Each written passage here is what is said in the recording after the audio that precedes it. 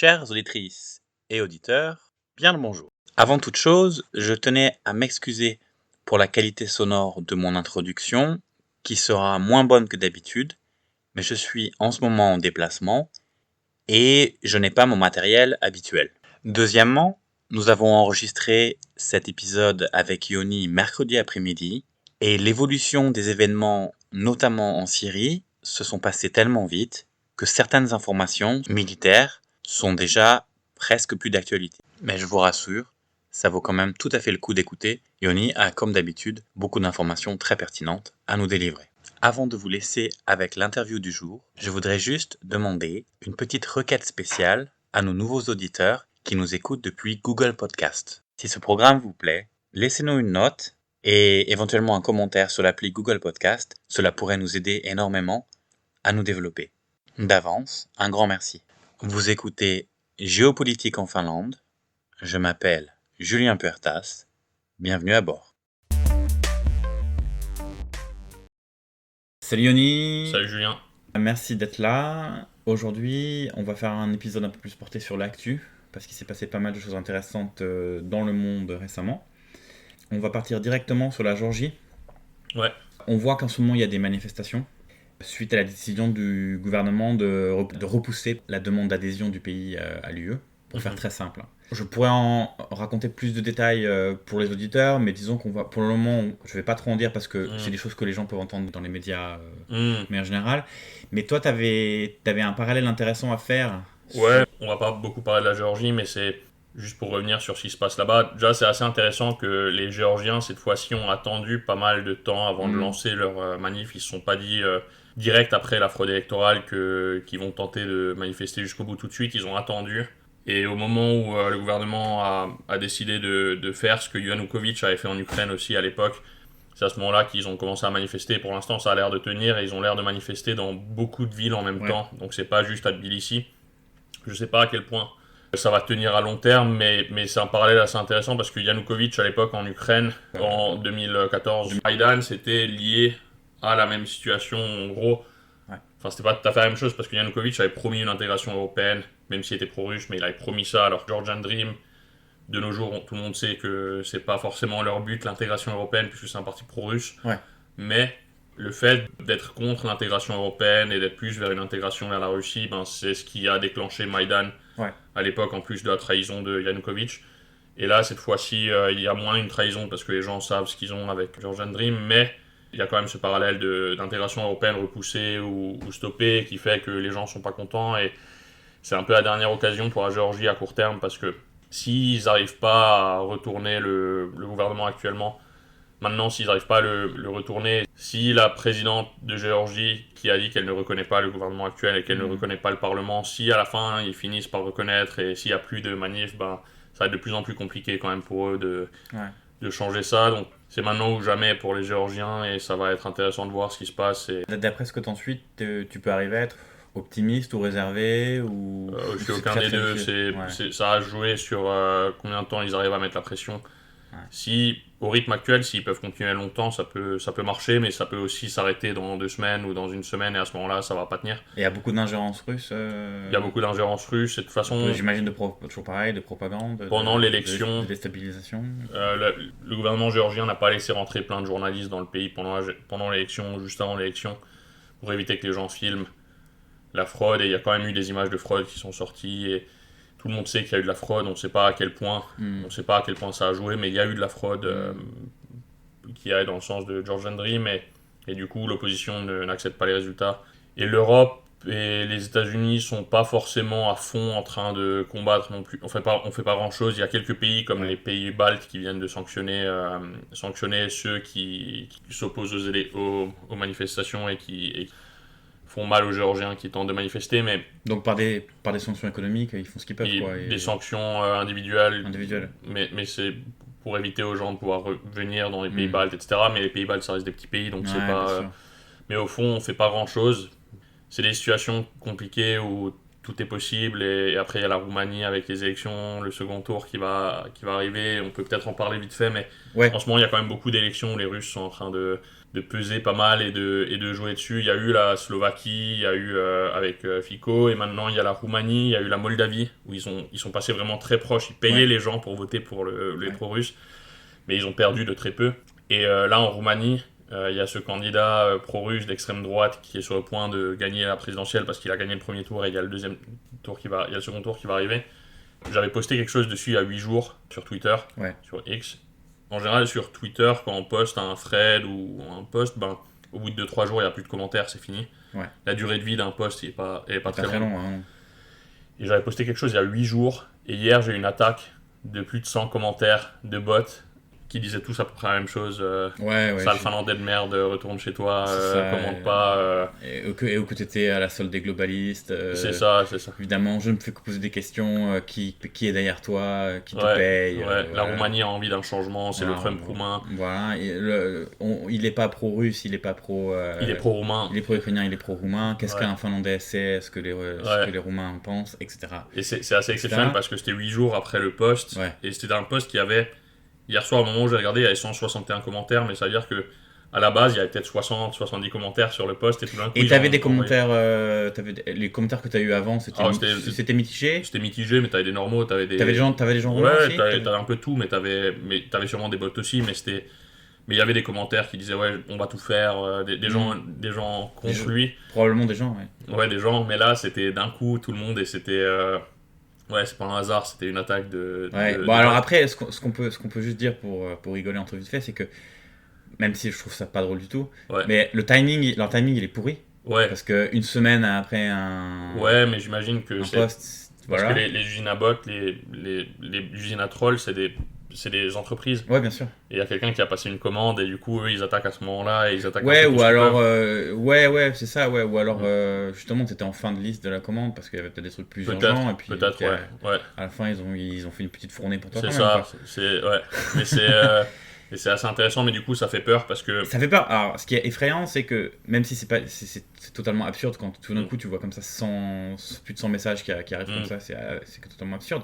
Mais après, c'est vrai que dans la variété et dans la manière, dans les variantes qu'ils arrivent à faire et tout, en fait, quand on réfléchit un peu, quand on commence à comprendre un peu comment marche l'IA, et ne serait-ce que même la programmation, c'est pas compliqué à comprendre comment ça marche. Non. Tu rentres une dizaine de variables, tu fais rentrer une dizaine de variables, et ensuite, ou même pas, 7 ou 8, et tac, ensuite tu as différents scripts qui vont travailler, parce que ça va être toujours les mêmes outils qu'ils vont utiliser. T'aurais pas été finnois, t'aurais été suédois, ils auraient dit qu'est-ce qu'un suédois fait là, tu vois. Il y a quelques bots qui avaient des trucs assez intéressants où tu voyais qu'ils avaient quand même bien travaillé le truc. Ils attaquaient beaucoup la Finlande. Comme pays. C'est ça. Et ils avaient beaucoup travaillé sur un truc. Et ils travaillent aussi pour que ce soit un peu réaliste, que ça ressemble à des gens. Et après, je sais pas comment ils font. Peut-être qu'ils mettent aussi une ou deux vraies personnes dedans pour. Je sais pas.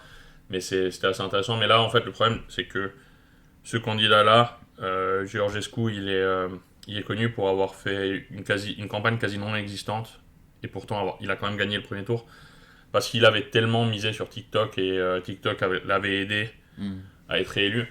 Enfin, à être élu pour la première fois, du coup. Et, en Roumanie, c'est donc un pays quand même où TikTok, c'est pas que pour les jeunes, quoi. Il y a même beaucoup de... je sais pas, mais apparemment... Ou alors les jeunes ont massivement voté pour lui, quoi. Mais en fait, c'était TikTok et Telegram. C'était les deux où il était actif. Mais maintenant, on voit qu'il est aussi très actif sur Twitter.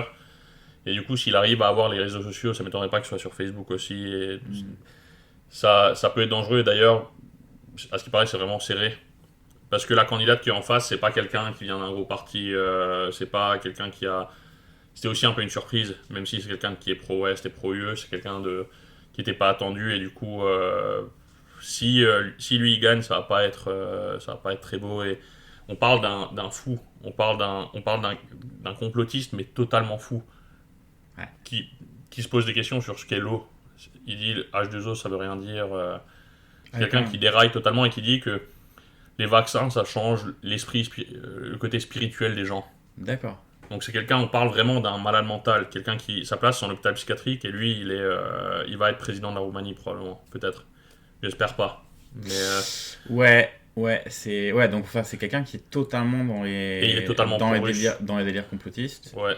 Et, Anti-globaliste, pro-russe. et du coup, quand c'est quelqu'un de base, bon, les gens pensent un peu ce qu'ils veulent. Hein, c'est Mm. pas forcément une maladie mentale d'être complotiste parce que c'est super compliqué tous les Ouais. ressorts du truc. Mais lui, Mais ça va loin. le problème, c'est que déjà ça va loin et puis on se retrouve avec quelqu'un qui va être président d'un. Ouais, et là, il est pas en train de Un se poser la pays bleu, question quoi. de est-ce qu'on a mis quelque chose dans l'eau. Il se pose la question est-ce que l'eau, ça existe. Donc là, on est à un niveau, c'est plus. Ouais. C'est pas un niveau de complotisme basique ou. Non, mais ce qui est toujours intéressant, c'est de voir que c'est ce qu'on disait la dernière fois vite fait. Mm. Dans son parcours, au mec, Ouais, il a l'air d'avoir été quelqu'un qui a bossé pour, tu disais, Ouais. les Nations Unies, et d'avoir Ouais. un parcours dans des institutions internationales, tu vois, à un assez haut niveau. Mm. Paradoxalement, son niveau en sciences, c'est celui d'un CP complotiste, quoi. Ouais, voire pire parce qu'il a plus d'imagination qu'un CP. Ouais, il se demande ce que c'est l'eau. Si c'est l'IH2O, ça veut rien dire, c'est pas acceptable. Ça, je connaissais pas, mais faudra que je regarde. Ouais, bah écoute, on va suivre tout ça, mais alors, moi, pour des raisons personnelles, j'ai des vieilles attaches avec la Roumanie depuis que je suis enfant. Ouais. Du coup, ça m'intéresse beaucoup de suivre tout ça, et je veux dire que je suis pas rassuré. Non, pareil, j'étais en Roumanie. C'est déjà un pays qui a beaucoup payé de prix historiques. De prix historiques à beaucoup de niveaux. Les Ceausescu, ça a été tout sauf une partie de plaisir, c'est le mot est faible. Ouais. Le post-Ceausescu a été toujours globalement très compliqué. Il y a eu des soubresauts démocratiques, un peu de mieux, un peu de pas mieux, mais bon, on a toujours eu des problèmes endémiques de corruption, énormément de problèmes de problèmes de développement, de mille choses comme ça. Et là, de revoir si cette personne devait se retrouver leur président, de le voir retomber là-dedans, c'est triste. Non, c'est très triste. C'est un beau pays. C'est un beau pays. Espérons qu'ils arrivent à éviter le pire. On va suivre tout ça. Et puis s'il est élu, voir comment ça se passe, quoi. Et d'ailleurs, en petit détail encore dernier, mais le Premier ministre roumain a pas voulu donner de conseil de vote, alors qu'il est pro-Ouest. Ah ouais. Ouais. Et si tu expliques comment ça? Aucune idée. Je sais pas. Je pense que c'est lié à un conflit entre son parti et le parti de la candidate qui est au second tour. Ah, ça ressemble à des jeux politiques très dangereux, ça. Ouais. On connaît souvent comment ça se termine quand on choisit la courte vue plutôt que le bien commun. Ouais. Ok. Bon, eh bien, on va passer dans notre petit chapitre Europe qu'on vient de faire. On va maintenant partir sur, je te propose la Syrie, et tu vas peut-être un peu développer un peu plus sur le Moyen-Orient en général. Alors, en Syrie, alors là tu vas m'arrêter parce que tu vas m'arrêter quand je dis des bêtises, parce que je vais forcément en dire, parce que les situations, on va dire, au niveau du conflit, les cartes et tout ça, c'est quand même super touffu, super compliqué. C'est compliqué, en plus ça a pas mal changé les dernières années. Donc, il y a des dynamiques qui sont plus les mêmes. C'est ça. Donc, je vais essayer de faire un petit rappel des faits parce qu'on va en parler pas mal. Mais si je me trompe, tu me dis. Donc là, on est sur une situation où les rebelles islamiques d'un groupe qui s'appelle HTS, qui a donc c'est donc au départ il y a assez longtemps, c'est une section, on va dire, d'Al-Qaïda au départ, qui a fait sécession avec eux en 2016. Et qui depuis maintenant, globalement, à beaucoup de niveaux, combat Al-Qaïda, entre autres, là-bas, en plus de combattre Bachar al-Assad. Donc eux, il y a une semaine, pile, ça a commencé mercredi dernier, si j'ai bien compris l'offensive, donc on est pile une semaine, il y a eu une offensive assez importante qui leur a permis de reprendre Alep, d'une manière très rapide d'ailleurs, ça a surpris, je pense que ça a surpris beaucoup de monde. Ces gens-là continuent à se diriger vers Hama, en sachant que ils y sont pas encore, hein. Ils sont pas loin. Ils sont pas loin. Et après, on peut imaginer que... Mais à Hama, il y a beaucoup de troupes de Assad et de... Il y a des défenses mieux préparées là-bas que... Alep, en fait, ils ont traversé beaucoup de régions qui étaient quasiment fantômes, quoi. Mais c'était quand même une zone très militarisée d'Assad, et du coup, pour Assad, c'est vraiment une humiliation. D'accord. Ils ont perdu énormément de matériel, ils ont perdu une base militaire le premier ou le deuxième jour.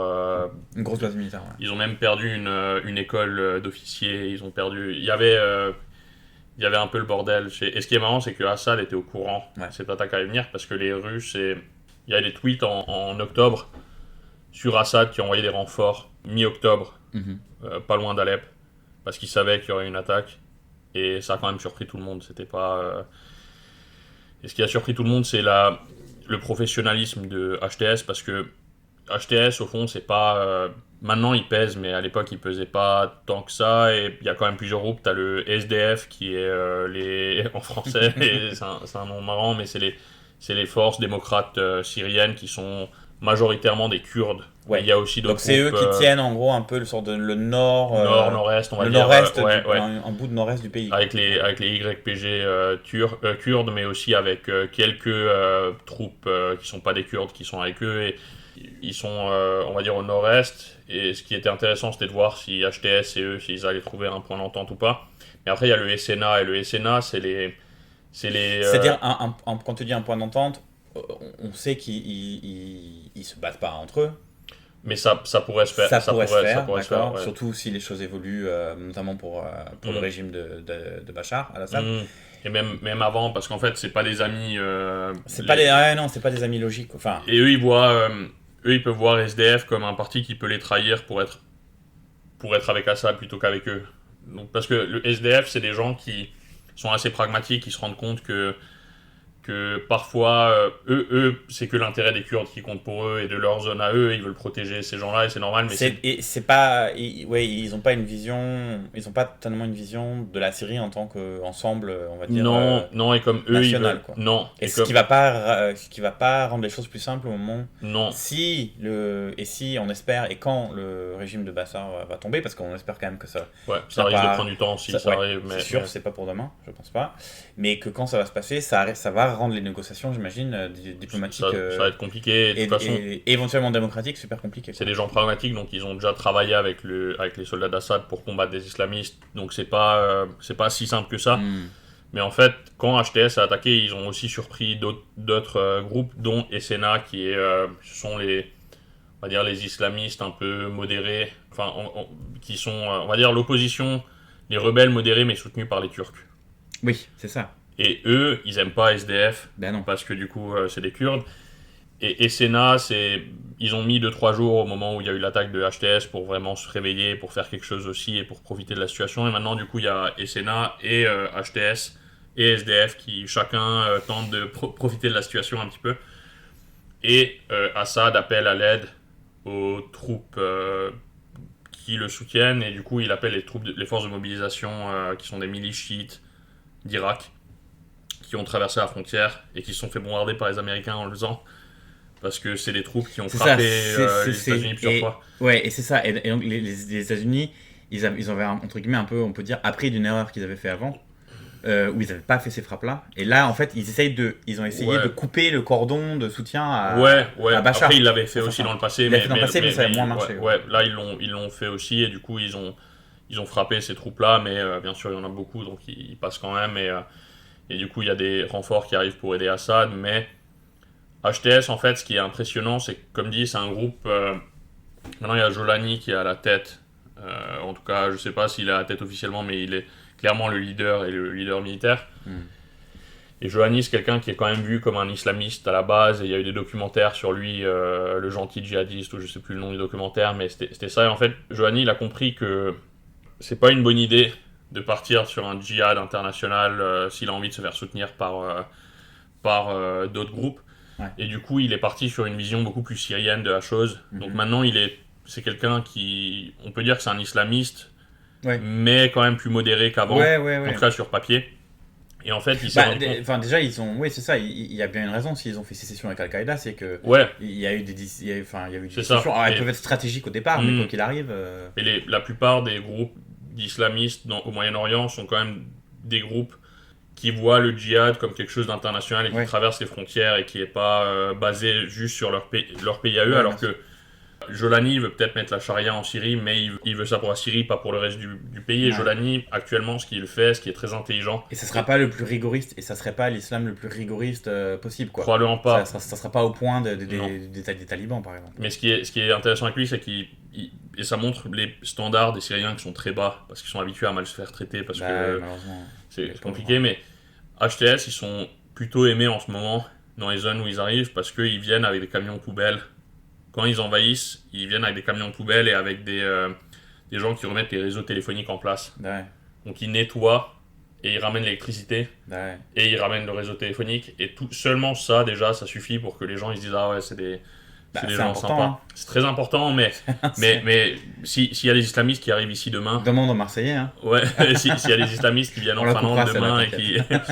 s'il y a un groupe islamiste qui vient en Finlande demain et qui nous envahit et qui nous ramène des camions poubelles, on va pas forcément être très contents. On n'est pas au même standard pour l'instant. Mais eux, ils sont contents parce qu'ils ramènent des camions poubelles et parce que... Aussi, Jolani a été intelligent parce qu'il a dit et répété plusieurs fois qu'il faut absolument pas maltraiter les populations, que la Syrie est un pays avec des ethnies variées, avec plusieurs religions, et que les Kurdes, les chrétiens doivent être respectés, qu'ils peuvent exister et qu'ils font partie du pays. Ce qui est intelligent de sa part, parce que du coup, s'il disait pas ça serait un peu différent. Et d'ailleurs, les troupes de SNA, soutenues par les Turcs, certains ont pillé des zones qu'ils ont envahies, et ils se sont fait rappeler à l'ordre par les troupes de HTS, parce que HTS essaie d'avoir une discipline et de pas maltraiter les soldats ennemis, ne pas... D'ailleurs, ils ont laissé les troupes d'Assad partir, qui étaient encerclées à un moment, dans une zone près d'Aleppo et tout ça. Donc, ils sont devenus beaucoup plus professionnels. On va dire, ils sont un peu calmés sur leur marketing et sur leur idéologie, mais en plus de ça, ils sont devenus beaucoup plus professionnels et ils ont passé... T'as une idée? On parle d'une force de combien d'hommes? Je sais pas, on sait pas. On sait pas. On sait pas. Mais ça se compte on sait si ça se compte en milliers, en dizaines de milliers. Ouais, en milliers, mais en milliers, mais pas. Mais comme moi, je sais pas si c'est 30 000 ou 80 000, quoi. Ouais, c'est peut-être pas 80 000, mais on sait pas. Après, ça dépend parce qu'en fait, ils travaillent pas seuls, ils travaillent avec de petites forces qui sont pas directement des forces à eux, mais qui sont... C'est ça, il y a des forces locales. Il y a des forces locales. Forces de résistance locale, souvent des anciens réfugiés, si j'ai bien compris, qui sont revenus, souvent des jeunes qui sont revenus dans leur village, essayer de réintégrer leur village, et qui ont fait des petites poches de résistance, et qui se sont joints à eux au moment de... Donc il y a ça, plus le fait qu'il y a sûrement pas mal de gens qui ont fait partie d'autres groupes qui actuellement se mettent du côté d'HTS, parce que en général, les gens aiment bien les gagnants, et du coup, s'il y a un groupe qui gagne et qui avance, il y a beaucoup de gens qui changent de côté.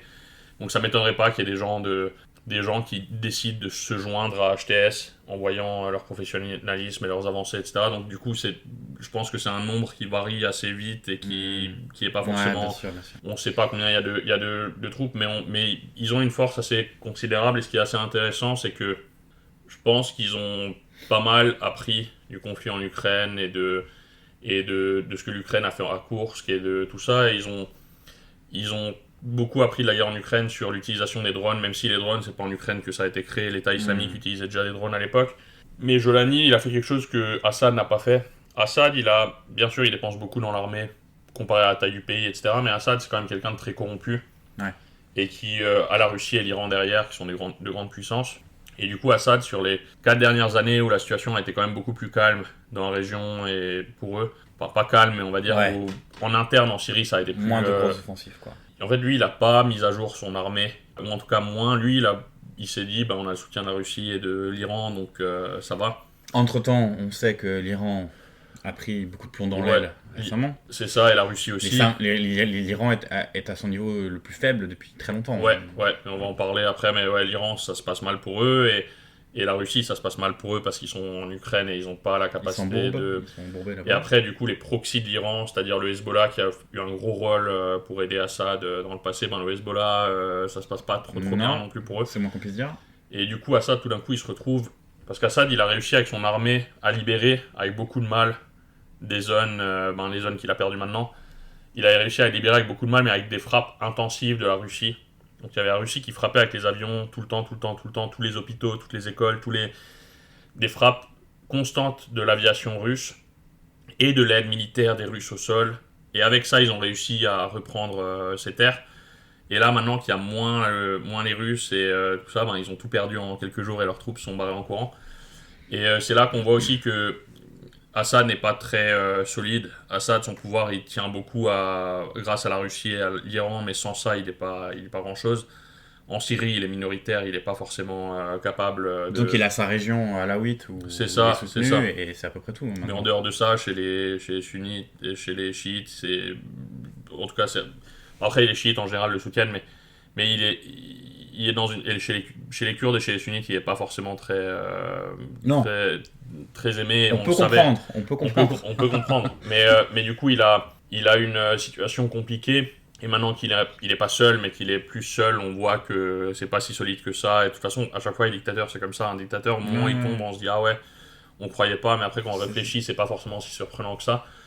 Donc là, cette offensive, pour l'instant, permet d'imaginer que c'est en train de rebattre un peu certaines cartes, quoi. Ouais, après... C'est le début, encore. C'est le début, et on parle quand même de troupes qui n'ont pas forcément d'armée de l'air. HTS et tout ça, c'est des gens qui n'ont pas une armée de l'air, qui n'ont pas énormément de troupes, pas énormément de matériel. Donc là, ils surperforment, ils font quelque chose de fou parce qu'ils sont motivés et bien organisés, ils ont l'utilisation des drones, et que Assad n'a pas. Parce qu'Assad, comme il s'est pas mis à jour, il n'est pas très bon sur les questions de drones, alors que Jolani, il arrive avec des drones qu'ils ont fait eux-mêmes, ils ont une propre production qui est à eux, et ils arrivent à en faire beaucoup parce qu'il faut beaucoup de drones, et ils utilisent ça de manière très habile, et ils attaquent avec ça. Quel genre de drone? Ils utilisent des drones FPV de courte distance comme ce que l'Ukraine utilise, ils utilisent ça, mais ils ont aussi des sortes d'équivalents un peu aux lancettes russes, ou même aux Shahed, etc. Ils ont des versions avec plus de portée, peut-être pas des portées comme le Shahed, mais ils ont des versions de drones qui permettent d'aller bien plus loin que les drones FPV classiques à 400 €. Et comme ils utilisent ça, ça combiné à des troupes bien organisées qui sont très motivées et qui avancent vite, et la panique en face, ils arrivent à avancer, mais à long terme, ils vont avoir quand même besoin de beaucoup plus de matériel lourd pour avancer. Et ça, ils sont en train d'en récupérer beaucoup en ce moment. Quels sont leurs soutiens, notamment financiers? HTS, ils n'ont pas grand-chose. Donc en fait, le SNA est beaucoup plus soutenu parce qu'ils ont le soutien de la Turquie, et au fond, ouais, HTS, ils n'ont pas tant que ça, mais HTS, en fait, leur avantage, et c'est lié à ce fait qu'ils ont les camions poubelles, c'est que dans la zone qu'ils contrôlent depuis 4 ans, même plus, ils s'entraînent à être un État. Ouais. Donc ils ont les écoles, ils font tourner l'État comme si c'était un État, même si c'est une zone limitée. Et comme dit, c'est loin d'être parfait. HTS, c'est pas des anges, hein, c'est des... Non, bah de toute façon, on sait bien que dans ces réalités-là, on parle jamais de... C'est ça, mais ils ont cette expérience de fonctionner un peu comme un État, et qui leur permet d'avancer. Aussi un certain soutien populaire. C'est ça, et on parle de... Jolani, c'est quelqu'un d'assez charismatique et fort, et qui peut probablement, si ça continue comme ça, on ne sait jamais, mais s'il arrive à continuer d'avancer, il peut quand même créer quelque chose d'assez gros. Mais Non, mais c'est parce que même si on est beaucoup sur débrouille et système D, après moi je me rends pas compte parce que t'es beaucoup plus, tu connais beaucoup mieux les ordres de grandeur militaires, on va dire, pour tout le matériel et tout, donc t'arrives mieux à imaginer les budgets. Donc parfois je peux peut-être poser des questions un peu naïves, et tu m'en excuseras, mais c'est juste que parce que tu parles quand même d'un groupe qui a l'air ouais, comme tu dis, motivé, bien organisé depuis 4 ans, qu'ils ont quand même des drones et des choses comme ça. Et je me dis, ouais, tu dis, ok, ils ont mis en place une usine pour les fabriquer, ou en fait, ils les fabriquent de manière décentralisée des ateliers, ou des ateliers. Ouais. D'accord, donc c'est vraiment système D, débrouille. Ouais. Et après, au niveau du financement, et du coup, ils récupèrent énormément de matériel, par exemple à Assad actuellement. Ouais. Donc ils récupèrent des tanks, ils ont même récupéré quelques avions et des systèmes antiaériens. Après, ce qui est compliqué, c'est qu'il faut trouver des gens qui savent les utiliser, et c'est pas si simple que ça, mais à ce rythme, s'ils arrivent à continuer à récupérer du matériel comme ça, ils vont peut-être réussir à faire quelque chose. Mais le risque pour eux, c'est quand même qu'il y a le SNA, il y a SDF, etc. Et du coup, ça va pas être si simple que ça d'avancer sans avoir des conflits avec les autres. Donc Jolani, il va devoir la jouer de manière assez fine pour éviter les conflits et pour pouvoir trouver des points d'entente et avancer avec les autres groupes. Mais pour l'instant, il est en train de surperformer et de bien réussir, et on va voir à quel moment ça s'arrête. Mais le plus important pour lui, le plus haut risque, c'est si un des autres groupes commence à voir HTS comme une menace trop grande, et qu'à ce moment-là, il commence à plus l'aider ou à se battre. Ouais, ça va être le plus gros problème. Et il faut qu'il réussisse à bien utiliser les nouvelles troupes, les nouveaux volontaires et le matériel qu'il récupère. Mais après, je sais pas ce que tu as comme prochaine question, mais pour revenir sur ce que tu disais sur l'Iran. L'Iran et la Russie au Moyen-Orient, C'était un peu ma prochaine question. Ouais. C'était à quel point, à ton avis, parce que l'Iran veut soutenir Assad, ça a l'air encore assez clair, mais on commence même à se poser des questions. On a presque l'impression que leur discours a pas trop changé, mais par exemple le discours turc commence à changer. Ouais, mais le discours turc, c'est encore autre chose. Mais alors sur l'Iran, à quel point ils peuvent soutenir Assad en ce moment? Est-ce qu'on est capable d'évaluer l'Iran, ils ont d'énormes capacités militaires, même si comparé à il y a un an, ils sont écroulés, mais ils ont quand même d'énormes capacités militaires. On parle d'un grand pays avec une grosse production d'armes et de drones et de missiles, etc. Donc l'Iran peut faire pas mal de choses, mais au fond, c'est pas... Bien sûr, l'Iran aide, mais c'est pas que l'Iran, c'est aussi les proxys de l'Iran. La force de l'Iran, on va dire avant le 7 octobre 2023, l'Iran était un peu à son apogée de l'histoire moderne, on va dire, de ce qui se passe. Et c'est parce qu'ils avaient à la fois une armée, on va dire, sur les 15 dernières années, ils étaient au plus fort avant le 7 octobre, parce qu'ils avaient les Houthis, Hamas, le Hezbollah, les forces de mobilisation en Irak, et plusieurs autres alliés avec la Russie, etc. Et ils avaient cette capacité de faire peur à Israël parce que ils avaient une production de drones et de missiles très conséquente, avec beaucoup de drones et de missiles, mais leurs alliés, leurs proxys pouvaient aussi frapper en même temps, et du coup l'idée c'était que si un jour ils combattent contre Israël, le Hezbollah, le Hamas, les Houthis et les forces de mobilisation en Irak auraient tous frappé en même temps avec des drones, des roquettes, tout ce qu'ils trouvent sur Israël, pour saturer les systèmes antiaériens israéliens. Et à ce moment-là, l'Iran aurait pu passer avec des missiles balistiques et de croisière et des drones.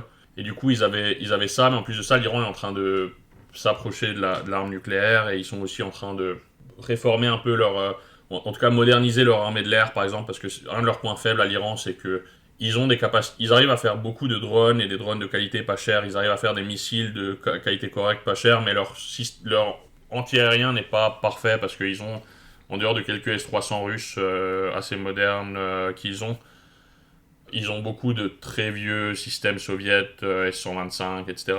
Et ils ont des systèmes iraniens qui sont pas forcément aussi bons que les systèmes russes et soviétiques. Donc leur anti-aérien n'est pas au niveau pour une guerre avec Israël, et ça a été prouvé avec la frappe d'Israël il y a quelques semaines, quand ils ont envoyé des avions et Israël a eu 0 perte, et ils ont mis assez cher à l'Iran. Donc leur anti-aérien est un problème, leur armée de l'air est un problème. Ils ont une armée de l'air qui est pas petite en taille, mais c'est surtout des avions des années 70, 80, et qui sont pas forcément en très bon état, et ils peuvent pas faire grand chose avec ça. Et ça, ils sont en train de travailler dessus, parce qu'ils vont probablement, comme ils vendent, ils donnent et ils vendent beaucoup de matériel à la Russie. En échange, ils vont probablement acheter des Sukhoi 35, c'est la rumeur. Et Sukhoi 35, c'est pas le meilleur avion sur Terre, mais ça reste un avion de 4ème génération qui est très bon, très solide. C'est un avion. Comme tu aimes bien le dire, ça fait le taf. Ça fait le taf. C'est des avions. C'est l'équivalent russe du Rafale, on va dire. C'est pas un mauvais avion. C'est des avions. Au moins cher, j'imagine. Ouais, mais la Russie, c'est assez cher quand même, parce qu'ils ont un manque de main-d'œuvre et tout ça, c'est assez cher, mais on va dire c'est l'équivalent russe du Rafale, on va dire, même si c'est pas tout à fait la même chose, mais ça reste des avions de 4ème génération, mais les plus modernes qui existent de ce type-là. Donc s'ils arrivent à avoir une quantité non négligeable de Sukhoi 35, ça va beaucoup jouer sur leur capacité anti-aérienne, mais aussi sur leur capacité de l'armée de l'air. Et si ils arrivent à acheter des S-400 ou plus de S-300, ça pourrait aider aussi. Et du coup, ils étaient dans une phase où ça s'améliorer à assez grande vitesse jusqu'au 7 octobre 2023. Puis, il y a eu l'attaque du Hamas sur Israël, et ça a tout changé, parce que Netanyahou, c'est quelqu'un, on peut en penser ce qu'on veut, et c'est quand même quelqu'un qui a fait beaucoup de choses très très limites pendant sa carrière. Mais Netanyahou, niveau stratégie, s'attaquer à un ennemi militaire, c'est un chef de guerre. C'est quelqu'un qui peut avoir il n'a pas forcément de limite morale du même niveau de ceux des pays de l'Ouest, etc. en général, mais il est quelqu'un qui, s'il faut affaiblir un ennemi, il est pas mauvais là-dessus. Même ceux qui l'aiment pas, ils sont d'accord là-dessus en général, et du coup, personne n'a envie d'être contre Netanyahou là-dessus. Et Netanyahou, Israël, c'est quand même une armée très forte, qui a niveau de technologie, etc. Ils sont à la pointe sur beaucoup de domaines. Netanyahou, le 7 octobre, ça lui a un peu permis de faire quelque chose qu'il attendait de faire depuis longtemps. Je me souviens, j'avais fait une présentation en terminale en 2011-2012 sur le sujet d'Israël qui voulait s'attaquer à l'Iran.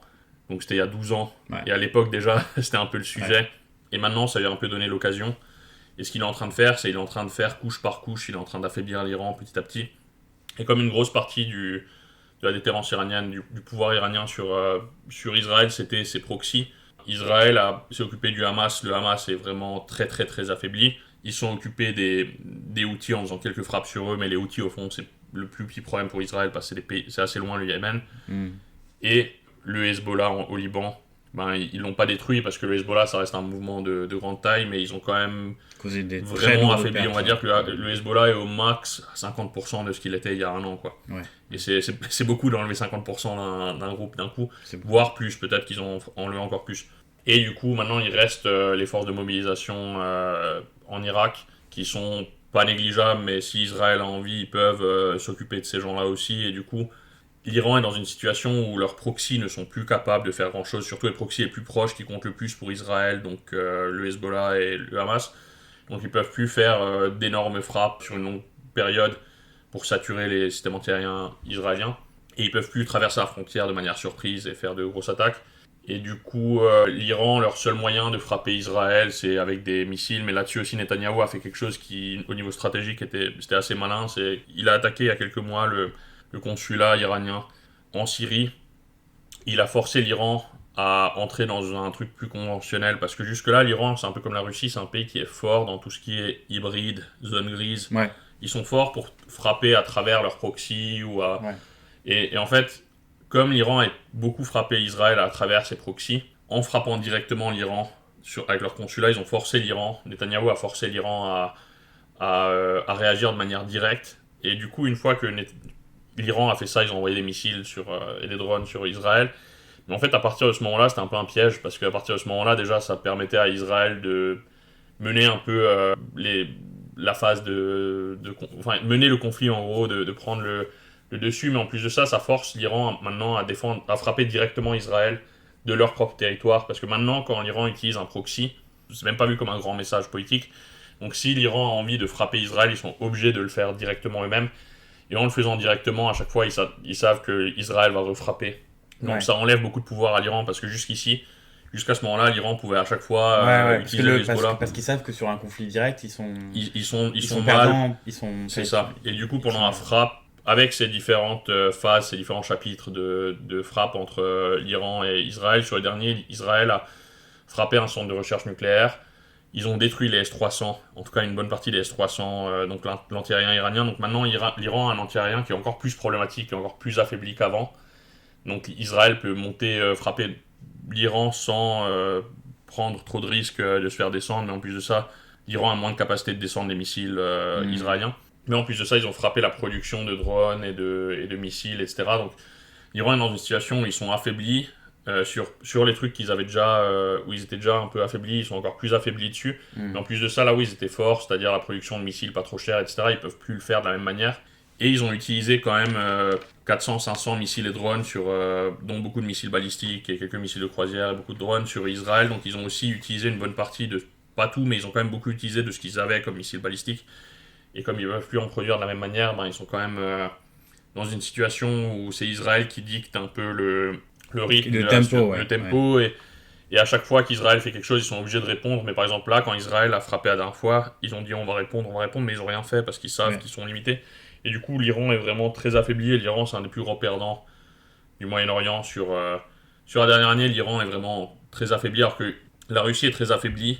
Mais la Russie, c'est sur un processus de 3 ans en Ukraine qu'elle s'est affaiblie. C'est pas sur la dernière année, c'est sur 3 ans, elle s'est beaucoup affaiblie. Et le Moyen-Orient est moins important pour la Russie, même si c'est très important pour eux. La Russie, comme tu disais, il avait tellement de stocks, notamment de matériel soviétique. Voilà. Après, l'Iran a probablement ça aussi, si on parle d'obus ou de trucs comme ça. Mais pour faire une guerre avec des frappes à longue portée, là, ils n'ont pas... c'est autre chose. Ouais. Mais du coup, l'Iran et la Russie, c'est deux pays qui sont vraiment très affaiblis pour des raisons différentes. Mais la Russie est très affaiblie parce qu'ils ont tout leur focus sur l'Ukraine, au point de ne pas pouvoir répondre leurs frontières ukrainiennes dans les zones où il n'y avait pas la guerre, comme on a vu à Koursk cet été. Et du coup, tout le monde en profite un petit peu. Il y a les Azéris qui en profitent en Arménie. L'Arménie fait partie du CSTO et il y a des troupes russes. Il y a des troupes russes au sol et ils n'ont rien fait. Ils ont laissé l'Azerbaïdjan faire ce qu'ils voulaient.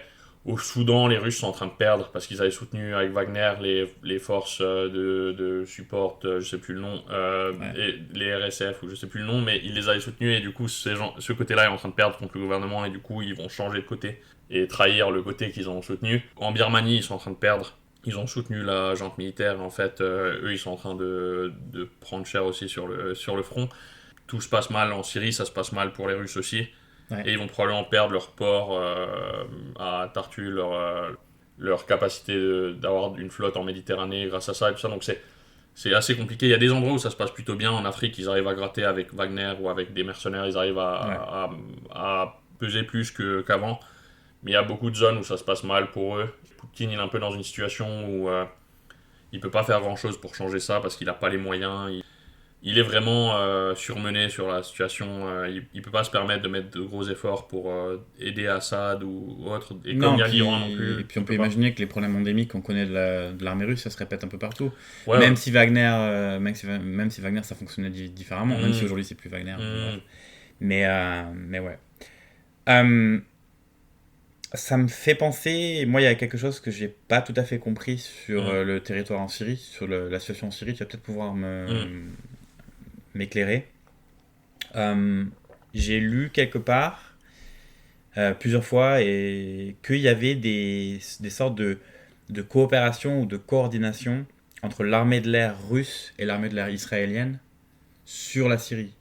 Alors tu peux expliquer en quoi ça consiste et quels sont les intérêts des uns et des autres, parce qu'on imagine que c'est des alliés, que c'est pas des alliés du tout.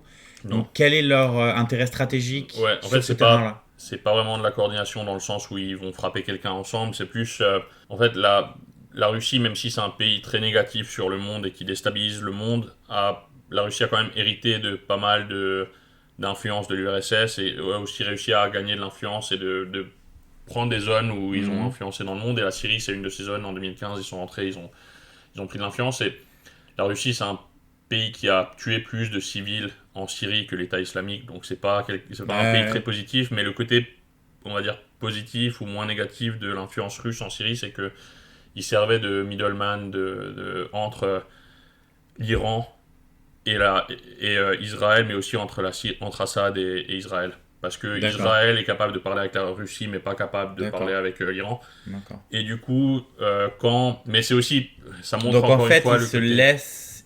C'est pas qu'ils coordonnent, c'est pas qu'ils coopèrent totalement, mais c'est qu'ils laissent les uns faire des choses quand ça les arrange. En fait. C'est ça. Et c'est un côté qui montre aussi le côté pragmatique et assez sale de ce que la Russie fait, parce que le fait qu'ils changent de côté au Soudan, par exemple, parce que l'autre côté est en train de perdre, ça montre qu'ils s'en foutent totalement de qui gagne. C'est vraiment juste pour miser sur le bon cheval.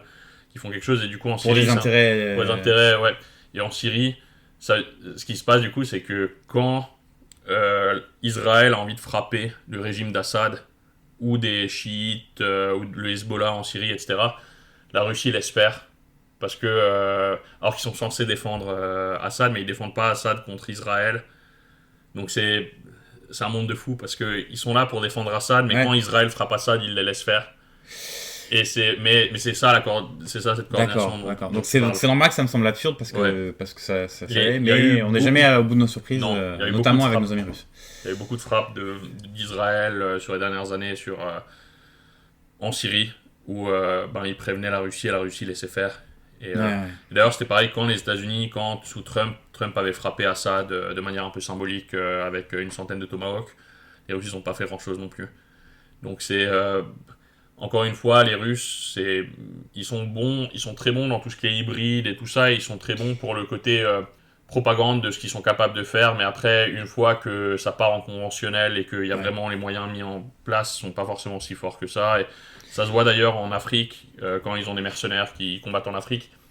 Il y a des Ukrainiens qui y vont et qui les harcèlent. L'Ukraine envoie des forces spéciales, mais des noms vraiment minuscules. Oui, ils envoient des troupes d'élite, quoi. Ils envoient quelques gars et ils arrivent à faire beaucoup de mal à ces gens parce qu'on parle, en fait, quand on dit Wagner et au Mali, ils peuvent être à 50 dans une ville où on parle pas de brigade de Russes. Ils n'ont pas les moyens.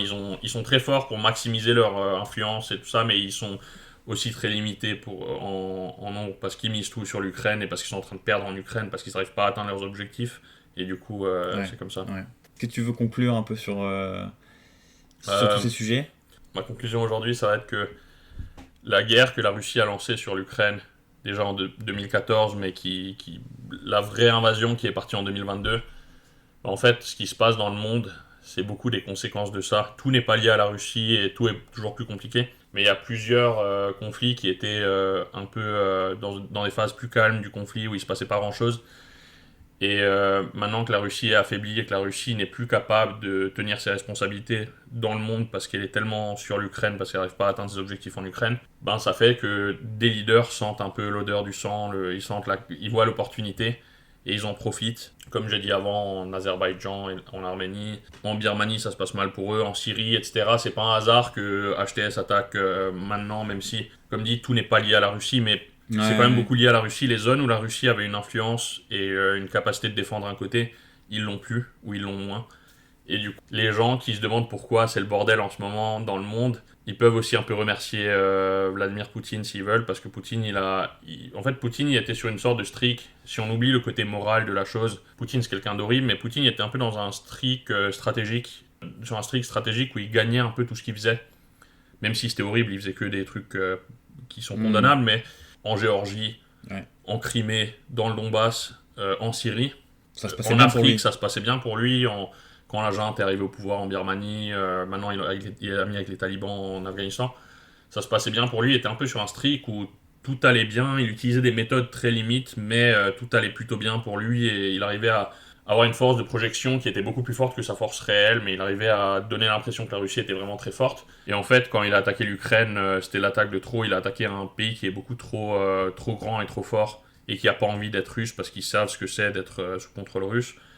Et maintenant, à cause de ça, la Russie est totalement surmenée. Ils sont dans une guerre où ils peuvent pas atteindre les objectifs qui sont donnés au début de la guerre. Et du coup, ils sont contraints soit à continuer la guerre à l'infini, parce que tant que la guerre continue, ils peuvent dire à leur peuple qu'ils vont un jour atteindre ces objectifs, soit à changer ces objectifs, mais ils sont dans une sale situation parce qu'ils vont jamais atteindre leurs objectifs de démilitarisation de l'Ukraine, etc. Et de dénazification, ce qui veut dire changement de leadership. Et ils vont pas mettre une constitution nouvelle et un pro-russe au pouvoir. Donc c'est la Russie qu'on peut remercier beaucoup. Et bien sûr, c'est plus compliqué que ça, il n'y a pas que la Russie, mais c'est beaucoup la Russie qui est fautive des conflits qu'il y a autour du monde et des réchauffements de certains conflits qui s'accélèrent actuellement. Donc, ceux qui sont pas contents de voir les conflits en Syrie, etc. actuellement peuvent remercier Vladimir Poutine et qui n'est pas le seul fautif bien sûr, mais ils peuvent remercier la Russie pour ce qui se passe. Ok. Et pour donner la bonne mesure, tu veux parler un peu des Américains ou pas? Les Américains à long terme, actuellement les Américains ils font pas grand chose. Les Américains on peut pas trop leur. C'est un peu ce que c'est ce que je commence à comprendre, ce que je viens un peu expliquer, mais tu demandes à beaucoup de personnes, tout ce qui se passe en ce moment, c'est toujours les Américains. Non, les Américains, ils réagissent un peu, mais ils sont pas. Les Américains, historiquement, ils ont fait beaucoup de choses et qui ont eu beaucoup d'impact sur le Moyen-Orient, beaucoup de zones dans le monde. Ils ont fait beaucoup de choses très limites, très condamnables. Parfois, ils ont fait de bonnes choses aussi, mais ils ont fait beaucoup de choses très condamnables. Parfois, ils ont aussi fait des choses qui sont pas forcément si condamnables que ça, mais ils les ont expliquées de manière condamnable en mentant sur la cause, etc. Mais au fond, les États-Unis, actuellement, sur ce qui se passe, bien sûr, tout ce que les États-Unis ont fait pendant leur histoire au Moyen-Orient, ça impacte encore aujourd'hui le Moyen-Orient, donc on peut pas. C'est pour ça, c'est pas la faute de Vladimir Poutine à 100%, mais c'est toute l'histoire du Moyen-Orient qui joue dessus, et sur l'histoire moderne et sur ce qui se passe maintenant, c'est plus la faiblesse de la Russie qui joue sur les dominos qui se pètent la gueule partout, que les États-Unis, parce que les États-Unis, au fond, ils n'ont pas lancé de nouvelle guerre sous Trump, ils n'ont pas lancé de nouvelle guerre sous Biden, et Trump arrive maintenant nouveau au pouvoir, donc ça fait quand même... et même sous Obama, les États-Unis, ils n'ont pas lancé de nouvelle guerre au sens comme en Irak, ils ont continué d'autres guerres, ils ont soutenu des conflits, etc., mais ils n'ont pas...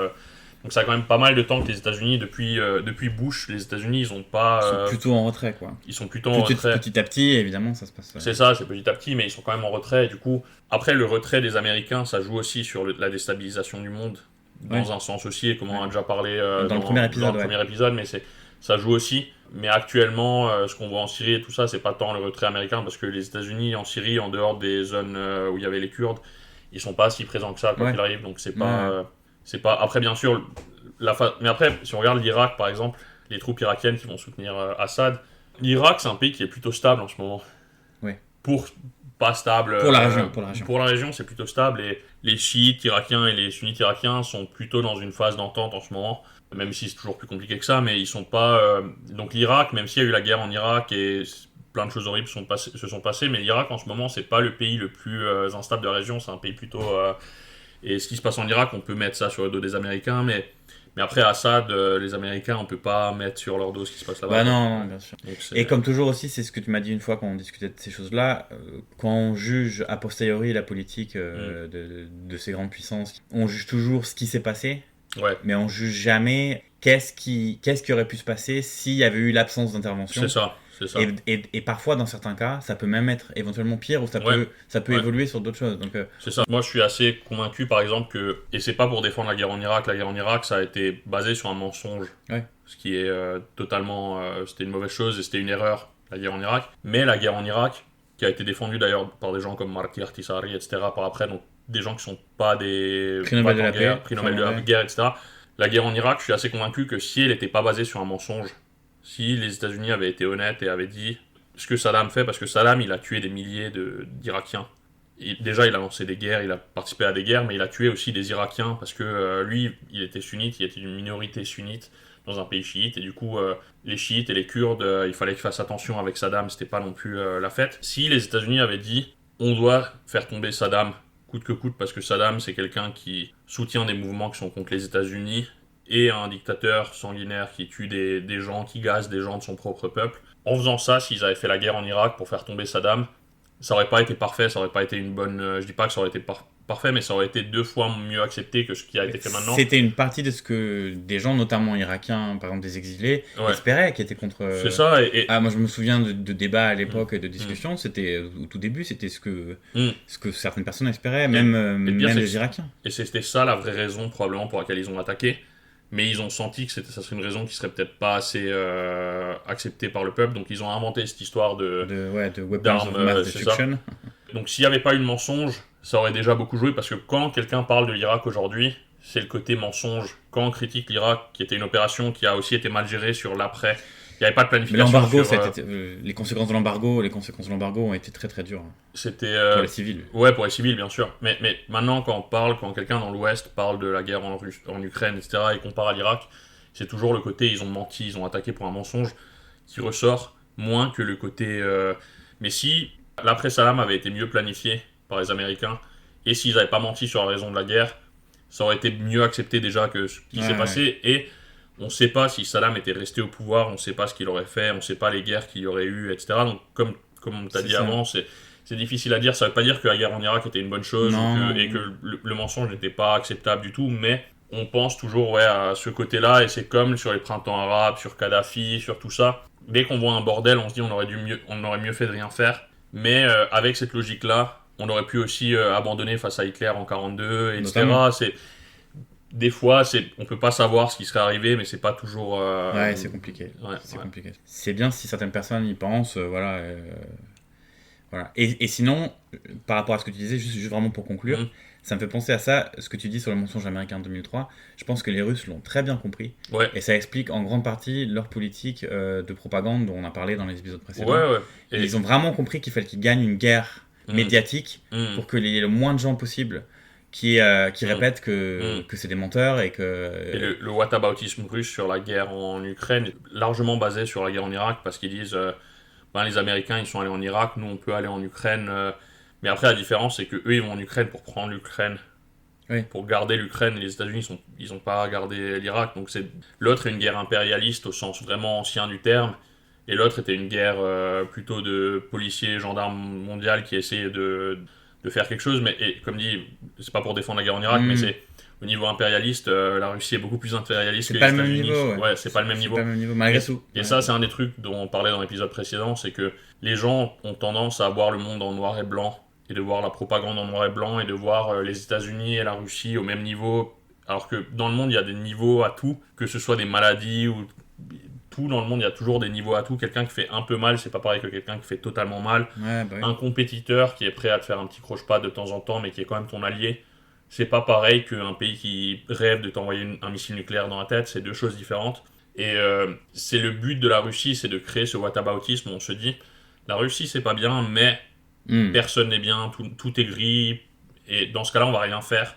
On va être des zombies politiques qui restent à la maison et qui se disent il n'y a rien à faire, de toute façon ça va être pareil, et c'est ça le but de la Russie, et c'est ça ce qu'ils veulent chez nous, et c'est ce que la Chine veut aussi chez nous, parce que c'est plus facile de contrôler Les gens, d'ailleurs, les complotistes, pour revenir encore sur ce qu'on disait avant, les complotistes parlent de l'Ouest qui veut qu'on devienne des moutons. C'est pas l'Ouest qui veut qu'on devienne des moutons. L'Ouest est pour la liberté d'expression et pour le débat, même si c'est un débat qui peut être limité parfois sur le sujet, mais l'Ouest est pour une pluralité de l'opinion. C'est les dictatures comme la Chine et la Russie qui veulent qu'on devienne des moutons, qui suivent...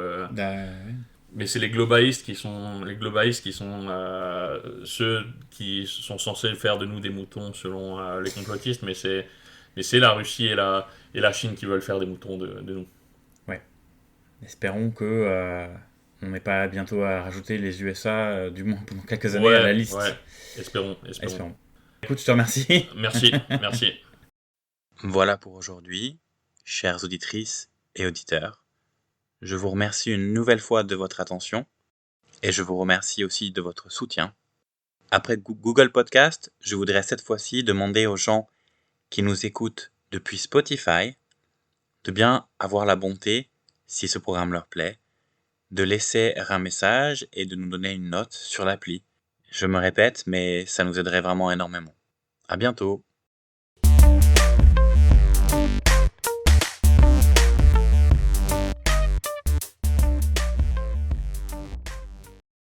Tucker Carlson, c'est un agent russe. Tu crois qu'on peut le mettre dans le jingle, ça? Que Tucker Carlson, c'est un agent russe? Ouais. On peut le mettre. Ouais. De toute façon, on s'en fout, on n'a pas d'audience. Non, on n'a pas besoin de nuancer. On n'a pas d'audience non plus.